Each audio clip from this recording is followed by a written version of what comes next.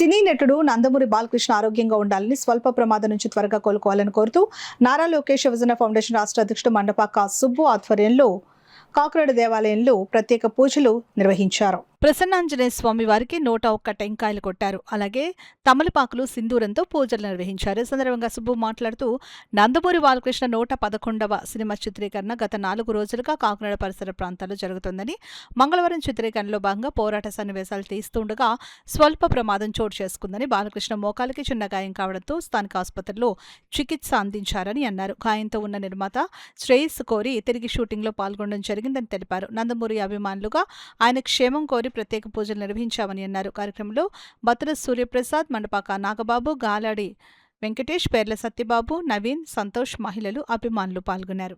యువరత్న నందమూరి బాలకృష్ణ గారి 111వ చిత్రం మలినేని గోపీచంద్ దర్శకత్వంలో గత 4 రోజుల నుంచి కాకినాడలో షూటింగ్ జరుగుతుంది. ఈరోజు అనుకోకుండా మరి ఒక యాక్షన్ సీన్లో ఆయన మోకాలకి దెబ్బ తగలడం చాలా బాధాకరం మాకు కలిగింది. అదేవిధంగా మరి ఆయన అత్తగారిల్లు అదేవిధంగా మా కాకినాడలో జరగడం మా ఫ్యాన్స్ అందరికీ, మా ఫౌండేషన్ రాష్ట్ర కమిటీ సభ్యులందరికీ చాలా బాధాకరమైన విషయం, జీర్ణించుకోలేకపోతున్నాం.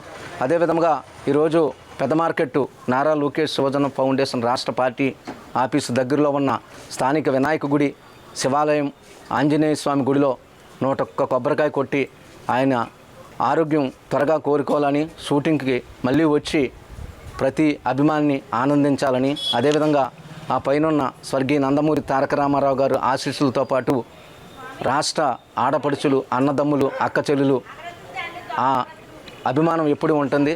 అదేవిధంగా బాలకృష్ణ గారు గమ్మును కోలుకోవాలని మరొకసారి కోరుకుంటూ జై బాలయ్య.